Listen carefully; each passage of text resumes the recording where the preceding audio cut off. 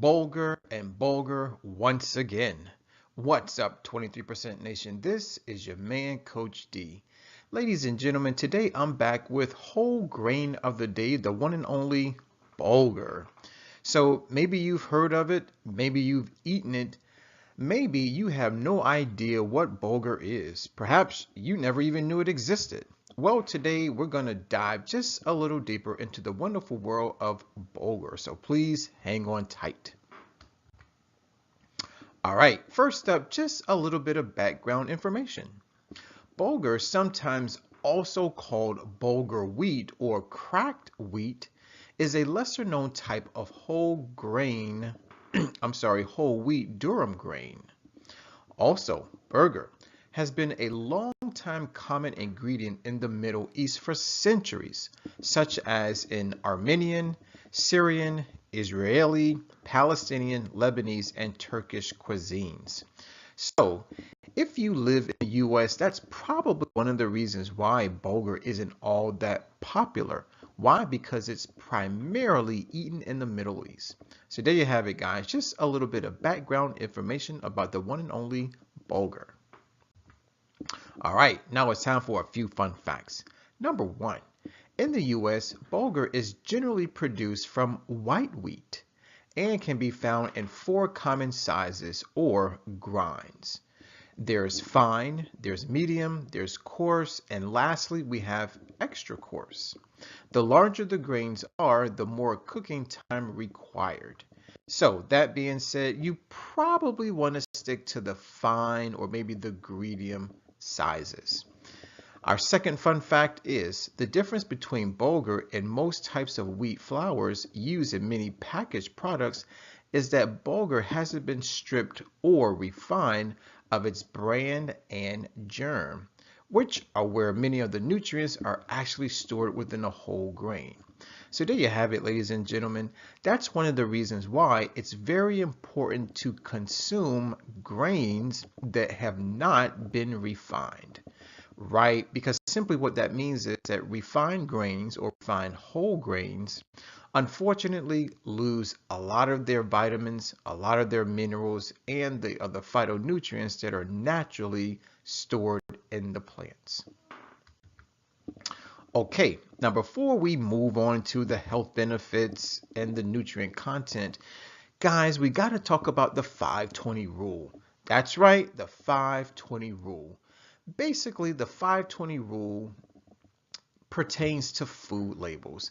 In other words, it helps us to read and understand food labels. Ultimately, the 520 rule is a guide. It's a guide to let us know whether or not a food item is a good source or not a good source of any particular nutrient. So, if a food offers anywhere from 0% daily value, which simply means DV, to 9% DV, then technically it is not a good source of that particular nutrient. If it offers 10% to 19% of the daily value, then it is a good source of that particular nutrient. And lastly, if a food offers 20% DV or higher, then it is an excellent source. So now that we fully understand or are fully aware of the 520 rule, let's now dive just a little deeper. All right, nutrition facts. Here they go. Now for today's lecture, we're going to simply say that a single serving of bulgur is equivalent to 1 cup of cooked bulgur. That's right, guys. Make sure it's 1 cup of cooked bulgur. So in this 1 cup, we're going to get about 151 calories, 8 grams of fiber, 6 grams of protein. What? And you didn't think bulgur had protein? Nice. Only 0.5 grams of fat. Now, when it comes to the vitamins and the minerals, check this out. Manganese, 55% DV. So based on the 520 rule, that means that bulgur, and only 1 cup of cooked bulgur at that, contains a whopping 55% DV. So that means that it is an excellent source of manganese. Also, magnesium comes in at 15%. So it is a good source. Iron, 10%, it is a good source of iron. Now, when we take a look at niacin and vitamin B6, They are at 9% and 8% respectively. So unfortunately, because they're not 10% or higher, then they are not good sources. Well, it is not a good source of niacin and vitamin B6. However, if you're at all concerned, all you have to do is double up your serving and voila, you'll now have a good source of both niacin and vitamin B6. Okay, now it's time to dive into the health benefits. But before we do, Coach D wants to talk to you about a little known secret. That's right, guys. It's called the principle of cause and effect.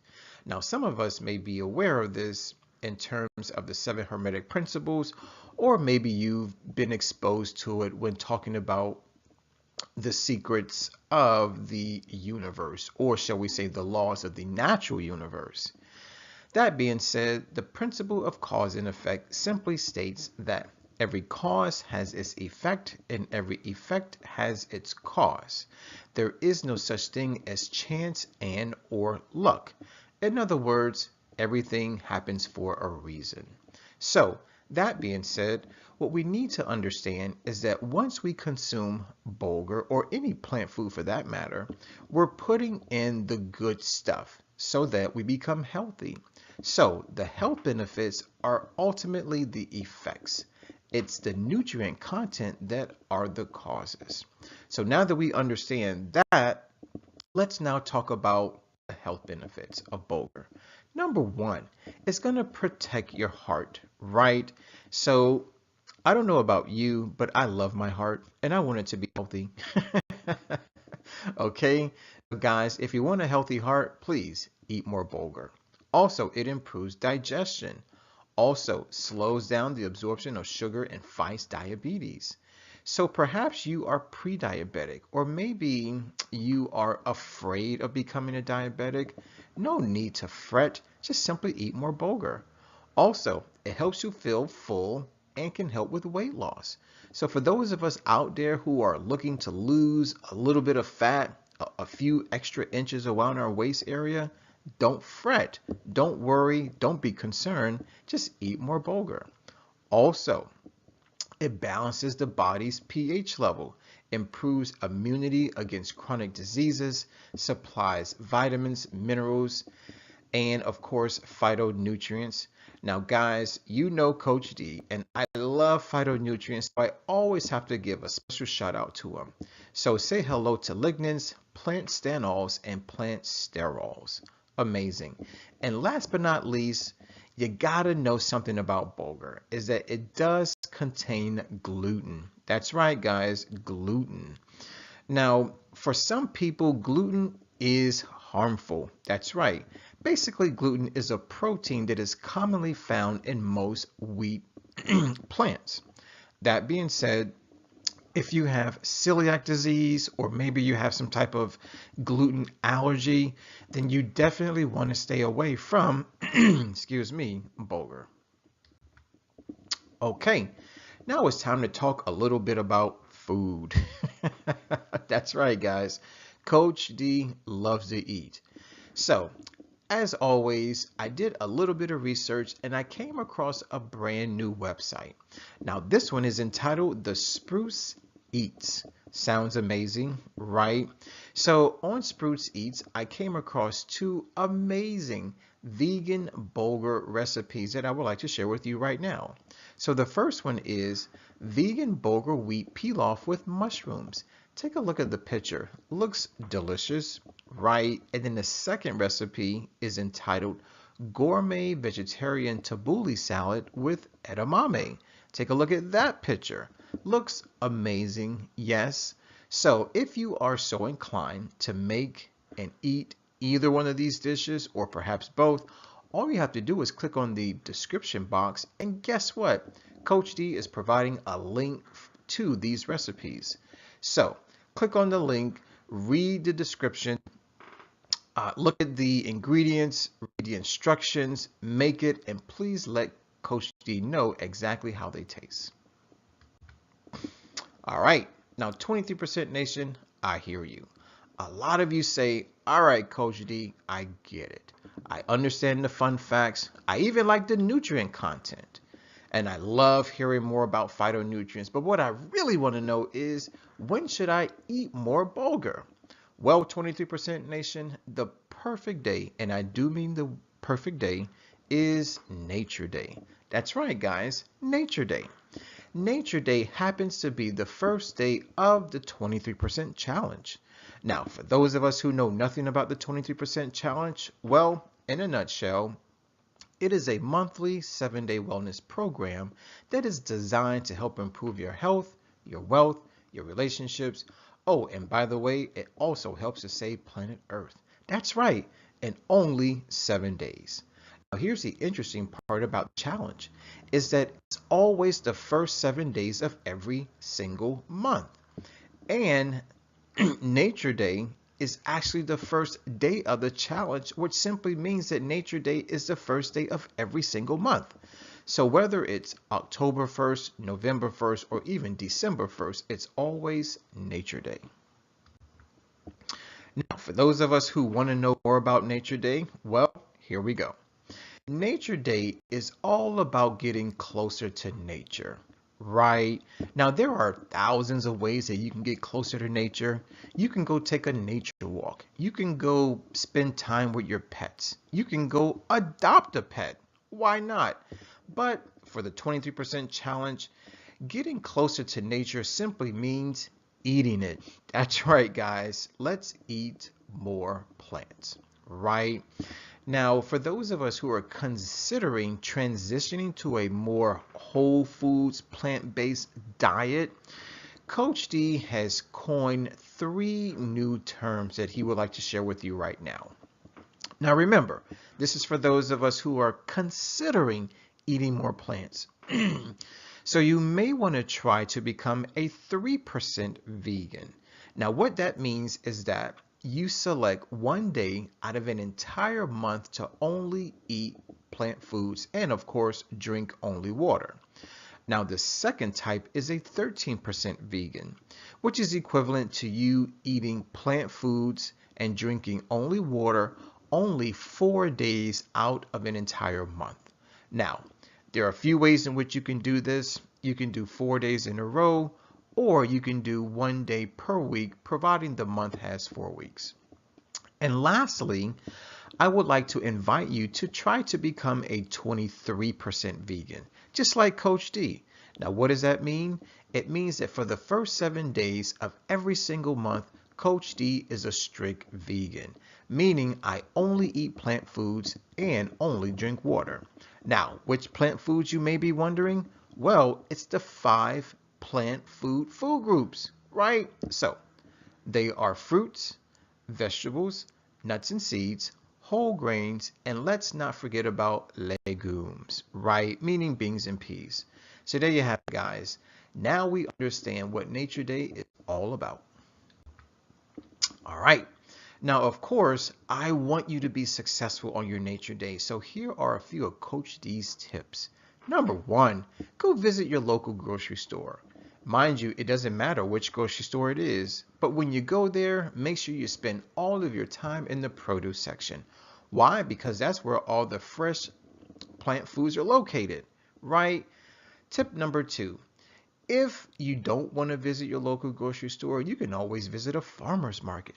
Now, farmers markets are great, and yes, they do have some advantages over local grocery stores in that their produce, number 1, is locally grown. So that means that you're helping out the local community. Also, the produce there is going to have less herbicides and pesticides, right? Tip number 3. Now, this is for those of us who may not necessarily know how to cook plant foods, so let the experts do it for you. Go over to the prepared dishes section of your grocery store. Now, when the person behind the counter comes over to assist you, just simply ask them if they have any vegan or vegetarian options. And ask them if you can taste the food, right? Because ultimately, you need to know how it tastes before you make the purchase. So, ask for a quick sample, and if you like it, and I'm hoping that you do, just simply buy it by the pound, right? So maybe you really, really like it, and perhaps you want to get 2 pounds. Whatever the case may be, just make sure you buy it and of course eat it. Tip number 4 is for you to go visit and of course eat at a vegan restaurant. That's right, guys. Vegan restaurants are amazing. Why? Because they have chefs in the back who know exactly which plant foods to put together to give you the best tasting dish. Now, here's the thing. Some of us may not even be aware that vegan restaurants actually exist. Well, believe it or not, they do. And all you have to do is do a quick Google search. Just simply type in vegan restaurants near me, and in less than half of a second, Google is going to give you all of the nearest locations, right? So just give them a call, find out what their hours are, and go visit them. Now, if you decide to take this route, when you get there, do 2 things. Number 1, let them know Coach D sent you. And number 2, be sure to order something with bulgur in it. All right, time for our question of the day, and this comes from yours truly and the rest of the 23% nation. Why? Because we have inquiry minds. So we want to know, which bulgur recipe do you prefer? Is it the first one, the second one, or maybe, just maybe, you know of a vegan bulgur recipe that you would like to share with us? So whether you want to take one of mine or share one of yours, just write your response in the comment box below. Guys, I want to thank you for watching. I definitely want to thank you for listening. Please subscribe and like the video, especially if you love bulgur. And let's not forget our 3-word mantra. It's hashtag eat more plants. Very simple. As always, my name is Coach D. Please remember, let's eat well, feel well, think well, do well, be well. This is your man, Coach D. I'm signing out. Always remember to take care, God bless, and Coach D loves you.